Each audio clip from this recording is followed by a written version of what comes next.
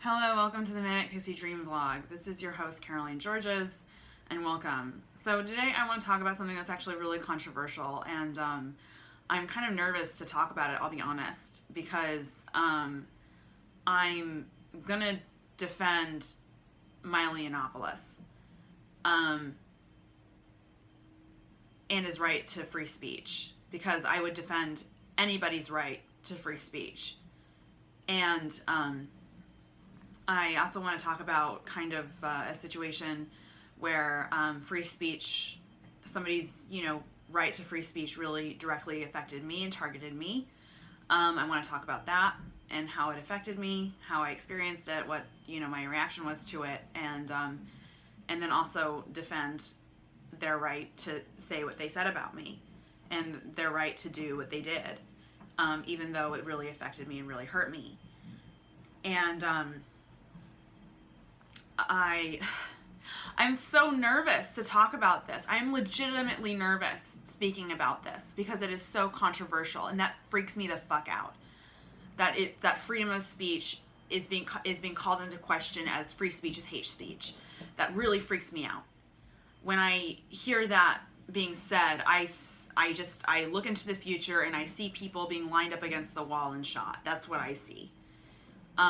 Freedom of speech is being compromised. Corporate censorship is prominent in the media right now, and people taking action to silence people in really fucked up ways is happening right now. And if you take away somebody's right to say what it may even be wrong, you're taking away your right to say what might be right. And I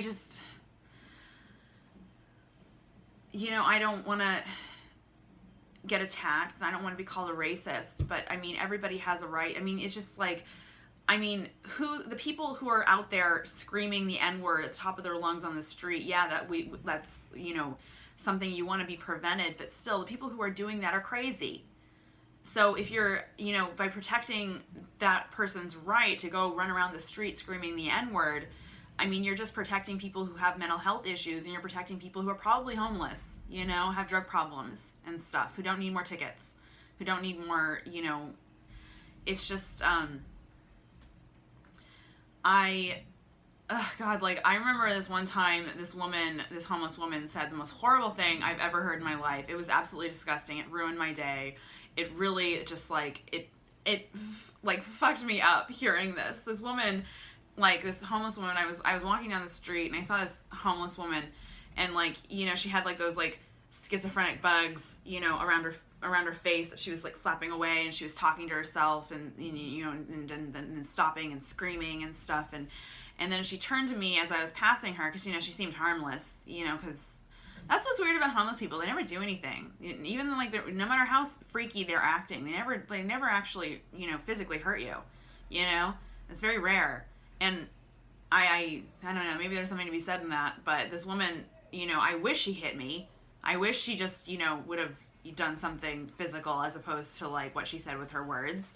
But she said the most horrible thing to me, and it really stuck with me. It really affected me. I can't even repeat it now.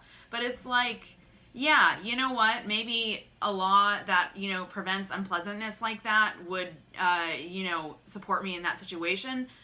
But it wouldn't support me when I'm going to watch a movie. It wouldn't support me if I'm listening to music. It wouldn't support me if I'm going to see art. It wouldn't support me if I was going to go see comedy.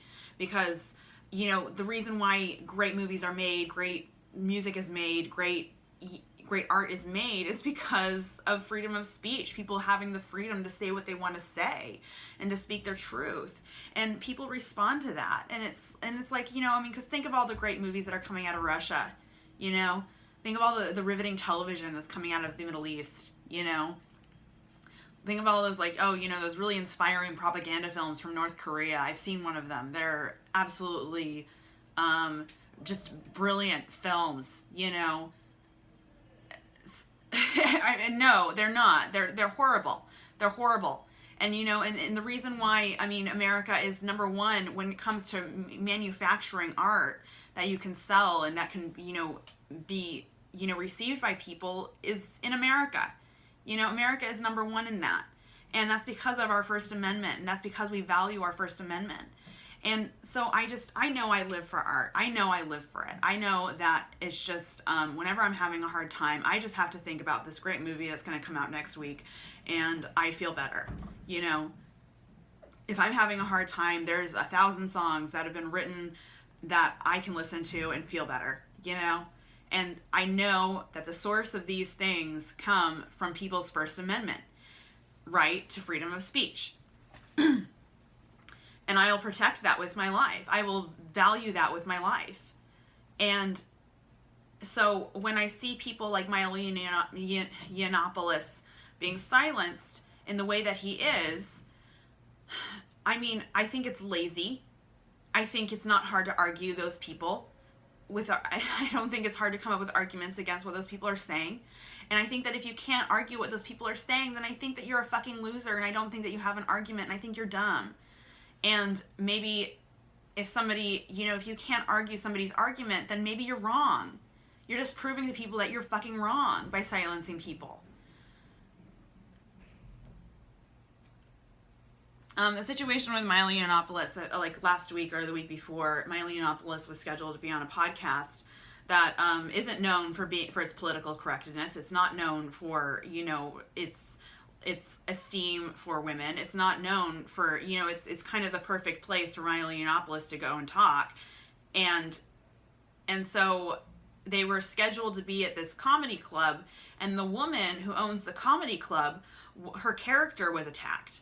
Even though this woman was a liberal, even though this woman was a feminist, it didn't matter. This woman's character was publicly attacked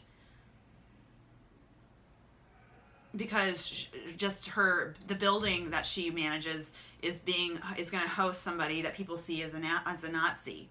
Even though that's the thing. Like, you can't prove to me that Milo Yiannopoulos is a Nazi because he's gay and because he's married to a black guy. And so so that fact is known. It's very well known. And so it's like, if people are coming at me with like, Milo Yiannopoulos is a Nazi, he must be stopped. But then you look at the facts behind the situation where it's like, there are two prominent things that prove that he's not a Nazi, then I'm going to want to listen to Milo Yiannopoulos more.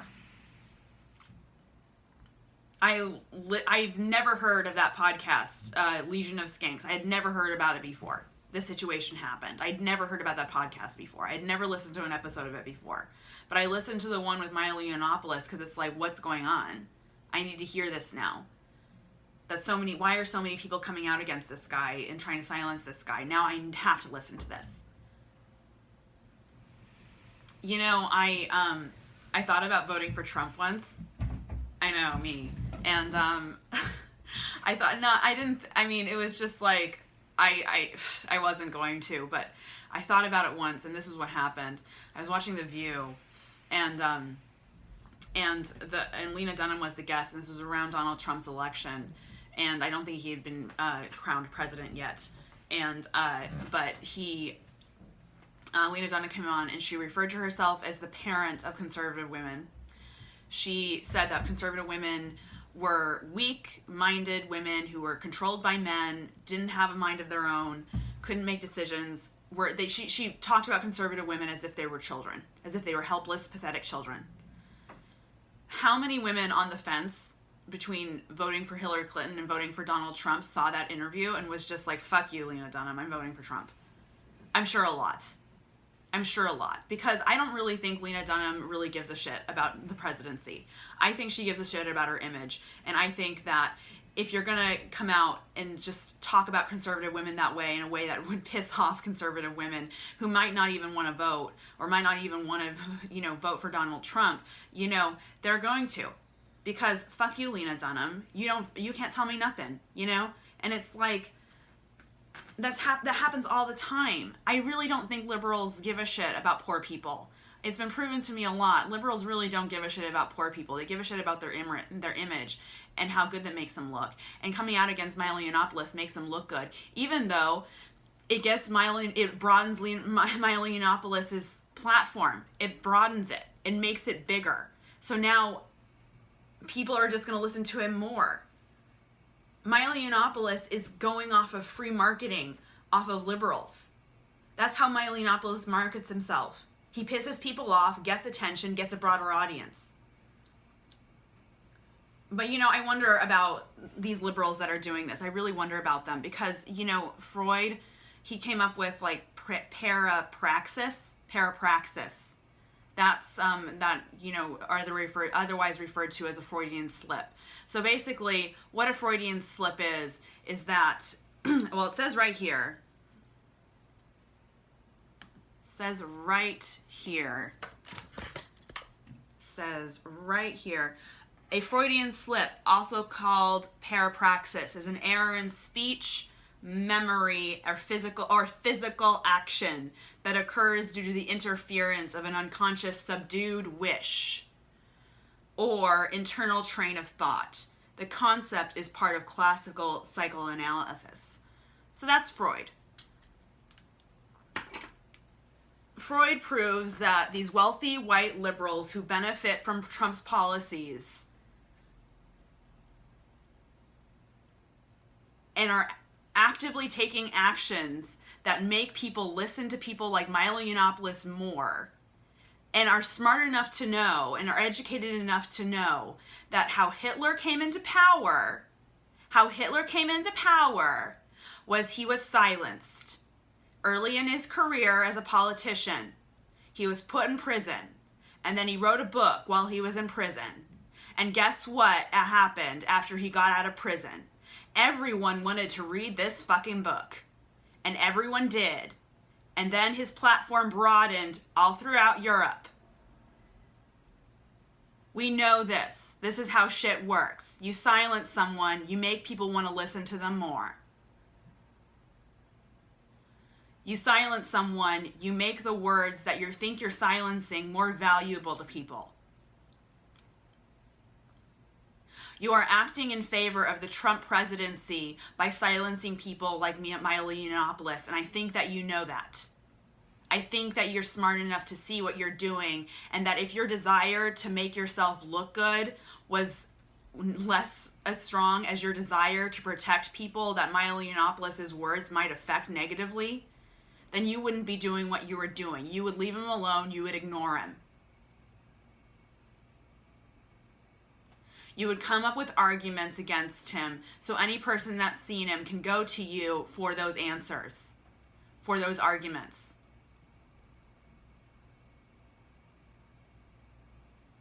But you're lazy, you don't want to do that. You want to dismiss everybody as a Nazi that you don't want to listen to or that you don't think other people should listen to and expect that to be enough for people.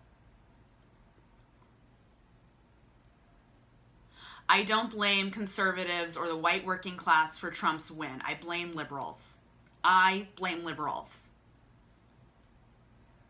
man who is very likely a rapist is the sitting president in the country I live in, and I blame liberals.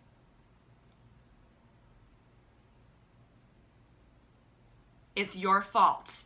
Trump is the president. So stop doing what you're doing. Stop threatening people's rights to do what you're doing. So I've always been for freedom of speech, and I've never faltered in that. A lesson I've learned from being targeted by somebody and by being bullied by somebody because I didn't want to fuck him.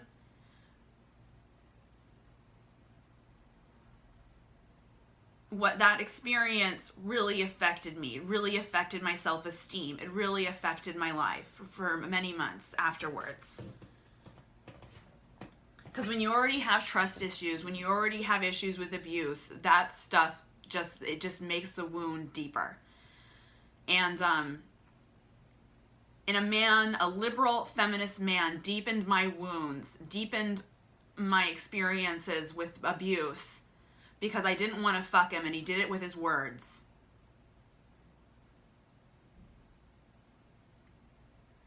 But you know, I'll defend him. I'll defend his right to freedom of speech and freedom of expression. If that's how he wants to express himself, if that's what he wants to do, then his right to do that is my right to fight back and to say things that are right, to call that guy's behavior out and to say what's right.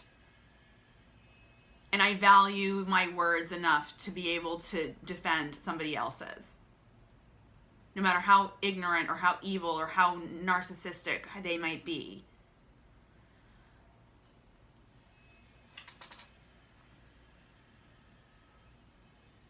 You know, and to these people that went out and attacked that poor woman who just, who just owned the building, and who just owned the business that was going to host a podcast where Milo Yiannopoulos was going to be. Are you perfect? Are you great? What have you done that makes you so fucking perfect? Because you're supporting his platform the way you are, and it's clearly supporting it. So who the fuck are you? I know you're not perfect. I have been shocked and disgusted and disturbed by some of the things said behind the closed doors of liberals. I have been shocked and disgusted by the words and actions I've seen feminist liberals take when they think nobody is looking. I have seen feminist liberals let the side down in pretty severe ways. And I think it's ridiculous that these men and these women who do fucked up shit too are as judgmental as they are.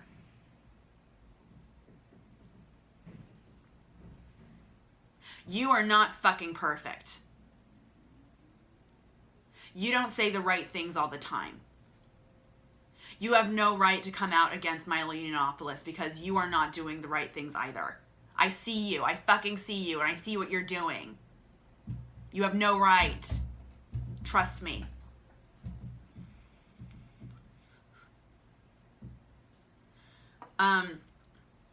This one time, and this was again, I think it was before Donald Trump was president, and it was during the election. And this was actually a very tumultuous time in my life because I am friends with conservatives, I am friends with liberals, I identify with the independent party, and it was I got seasonal depression during the election. It was hard. I remember being silenced and being dismissed, and my reaction to something being, called out as homophobic. When the laws changed with the transgender community that they could use bathrooms, I looked into the law, and all somebody has to do is say that they're transgender, no matter what they look like, no matter what their life situation is. They can just say that they're transgender and be allowed into a woman's restroom.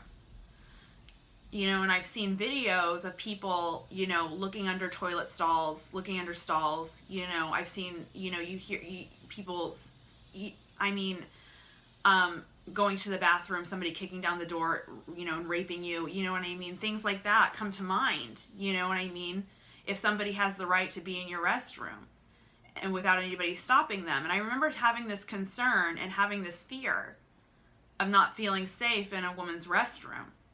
And for the reason that I felt unsafe wasn't because I was transphobic or because I was homophobic. It was because I know how fucked up men can be. It's because I know how fucked up some men can be, that they will manipulate a situation where they can abuse women. And I felt like this was a situation that men can manipulate, abusive men can manipulate to abuse women. And I brought up this concern, and I was completely shut down. I was laughed at. People rolled their eyes at me. And I was dismissed as just not being empathetic of trans people. Now, and I felt bad that people thought I was homophobic. I felt bad. I felt guilty that people thought I was homophobic for having this concern. And I shouldn't have been made to feel that way, I don't think. I don't think I should have been made to feel like I was homophobic because I didn't want to get violated in a woman's restroom.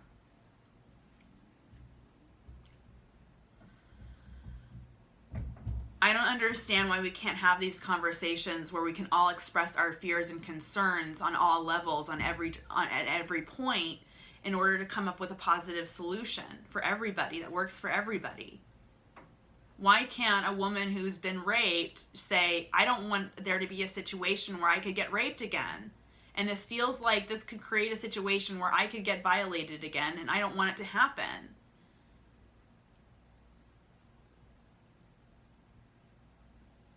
I support trans people using the bathroom of their choice, by the way, but it's just, I did have a concern, you know, and somebody just dismissed me as being a homophobe.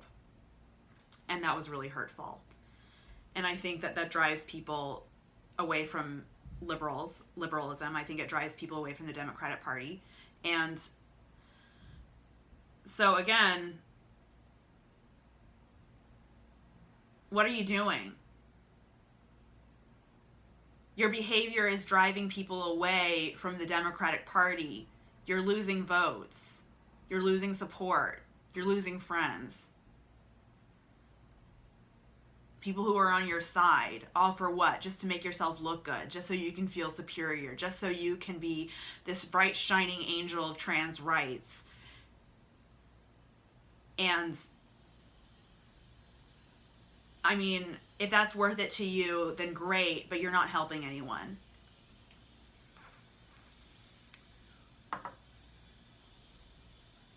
But it's those people's right to think I'm I'm transphobic. It's their right to say I'm transphobic. It's their right to, you know, to tell other people that I'm transphobic. That's their right. That's what they want to do. They can, and I'll defend them. If they want to say that I'm transphobic because of what I said, and that's their argument, they can.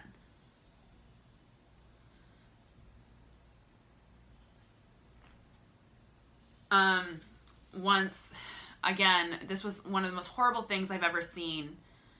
A woman said, I was at a party. It was during the whole Donald Trump election thing that happened a couple years ago. And this woman said that she hoped that before the election, every conservative woman would get raped so that they would vote for Hillary Clinton. Hillary Clinton, a woman who has notoriously covered up rapes by her own fucking man, who led a smear campaign against a 23-year-old intern because this intern was, you know, preyed upon by Hillary Clinton's husband, you know. So then this girl was like, I think every conservative woman should get raped and then they'll vote for Hillary Clinton. A woman wished rape on women, on other women, on half the country's population of women. This woman wished rape on them so that they would vote for the candidate she felt they should vote for.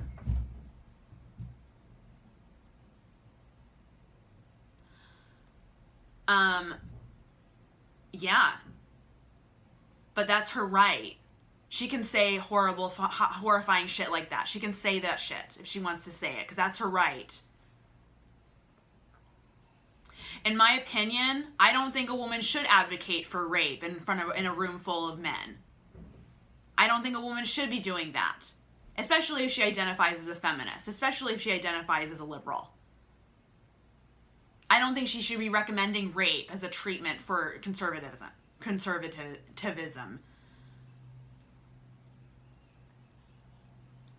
But she did, and that's on her, you know? Fuck her. It was disturbing as shit. She said that she thought conservative women should get raped with a halo over her head and with a smile on her face. But that's her right. She has a right to say it. And I'll defend her. It's clearly wrong. It's clearly fucked up. But should it be illegal for her to say it? No.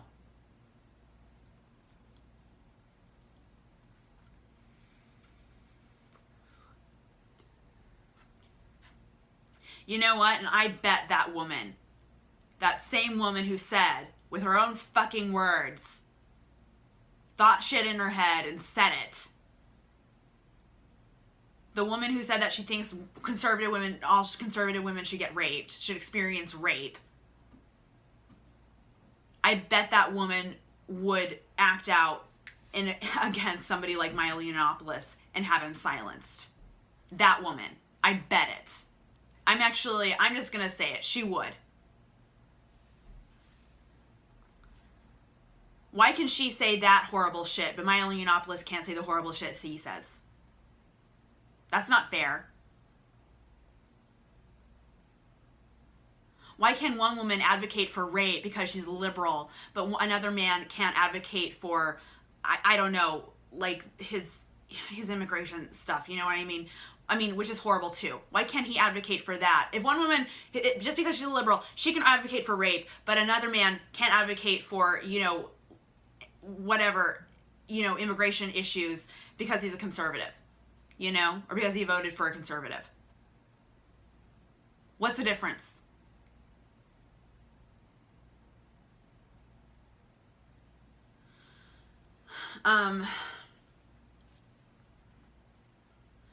So, you know, and a group of women I would really like to talk to, I would love to talk to about freedom of speech and freedom of expression, are the women who paint paintings with their own period blood.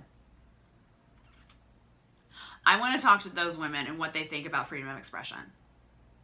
Because something tells me they too would act out in order to silence somebody like Milo Yiannopoulos. Even though they paint paintings with a bodily fluid that is just as gross as feces, you know?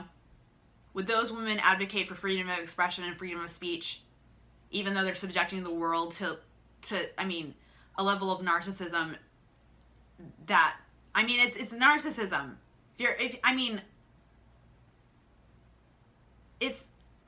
Anyways, I can't.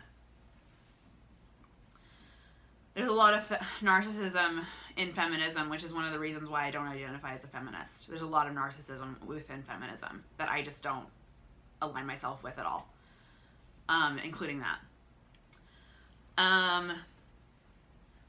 So this is what happened. With the freedom of speech thing, how I was negatively affected. When this happened, it was really hurtful. It was extremely painful. My therapist will call it bullying, so I'm just going to call it bullying. I was bullied by a comedian I went on a few dates with. On our second date, he came over to my apartment, and we were having coffee, and then so I went to go put the coffee cups in the sink, turned around, he was standing there, and I was like, hi, like, what's up? And he flew at me with his mouth open in this really rapey way, in this very stupid way that I just, I don't understand.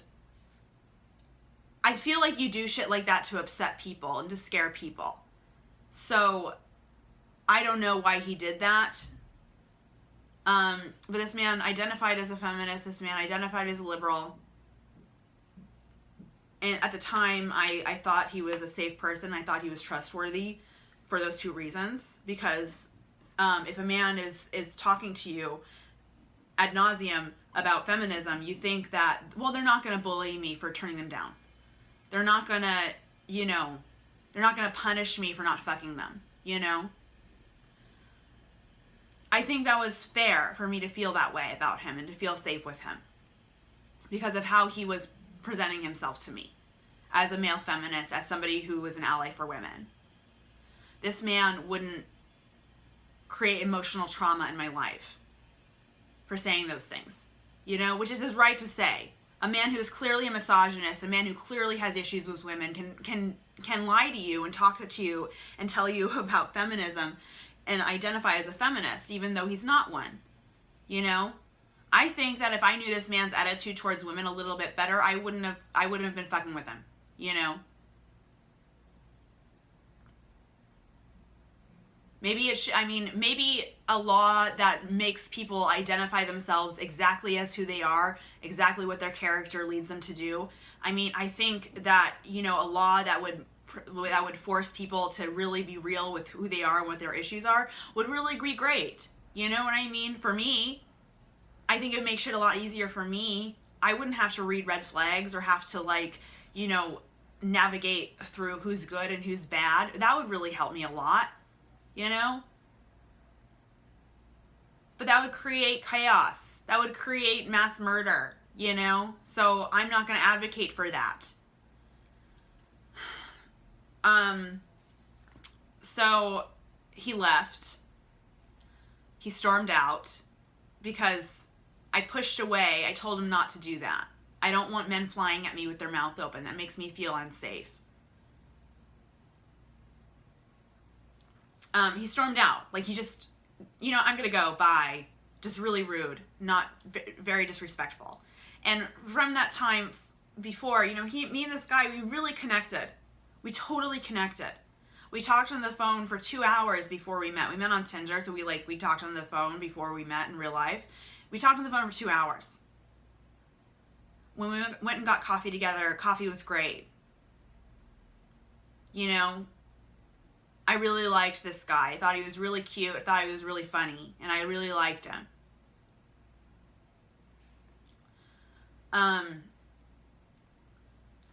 So I called him because I thought I embarrassed him when I pulled away, and I thought he was embarrassed because he did that stupid thing. And then he demanded sex from me.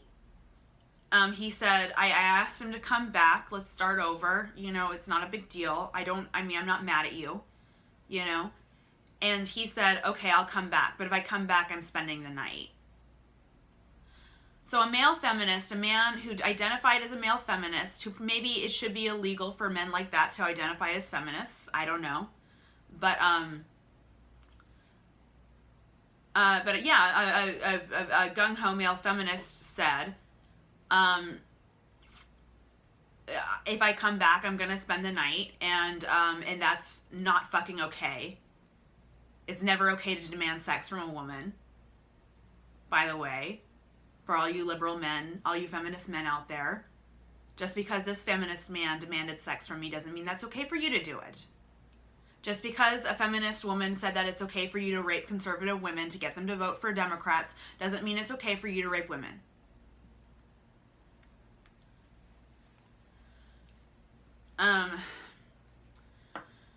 So long story short,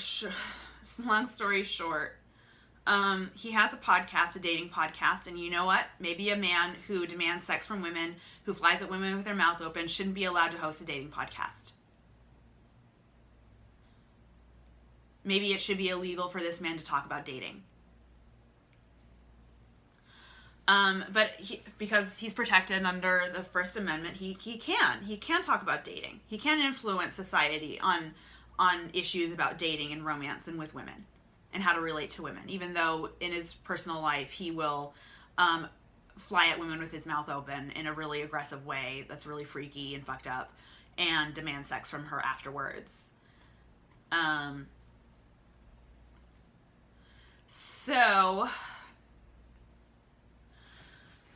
he hosted his podcast, and he hosted this podcast with a woman who also identified as a feminist. That's the thing I've noticed. Under the First Amendment, you have the right to identify as things that you're not, to the peril of others. You're allowed to tell people that you're something you're not. And I'm sure a lot of liberals must really appreciate that.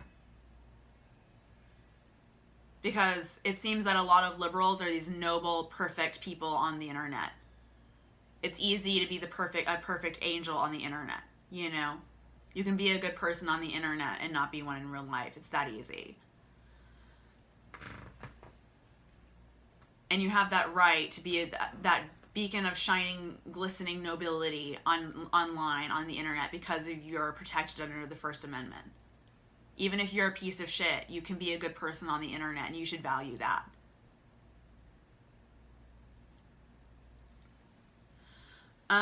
So me and this man, we decided to start over. We were planning on meeting the following week. He and I were texting and stuff, and everything was fine. I didn't see anything wrong or I didn't see any foreshadowing that something bad was going to happen. But he talked about me on his podcast, on his dating podcast. He completely just, everything I said, everything I did was stupid, annoying, or weird, or creepy. He left out the part where he flew at me with his mouth open. He left out the part where he demanded sex from me. a little thing about me is that I'm a Christian. I'm pretty private about it. It's a personal thing. It's a personal lifestyle choice. It's not anybody's business. I don't want to talk about it with you. If you're an atheist and you have issues with religion, then fuck off. I don't give a shit what you have to say. Leave me alone. But anyways, so it turns out this man had a real issue with religion. And so did his co-host. So it was just going off about how I was this creepy Christian girl, and how, the narrative is that this guy got stuck on a date with this, insane religious girl.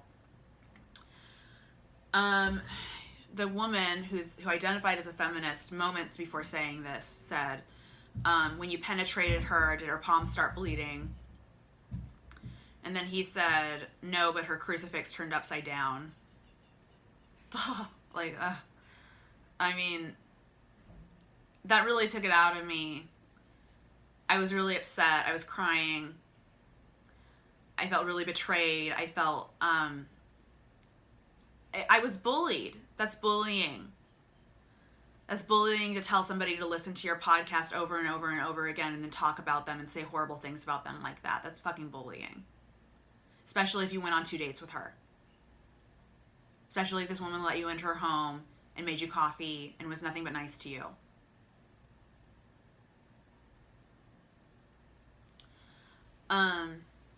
But look, I will defend these people's right to say what they said about me.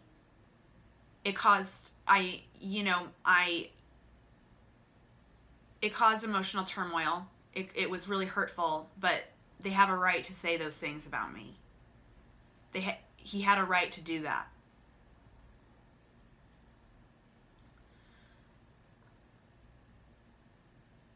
If you want to stop Milo Yiannopoulos from speaking, ignore him. Leave him alone. That's how you deplatform Milo Yiannopoulos, by leaving him alone.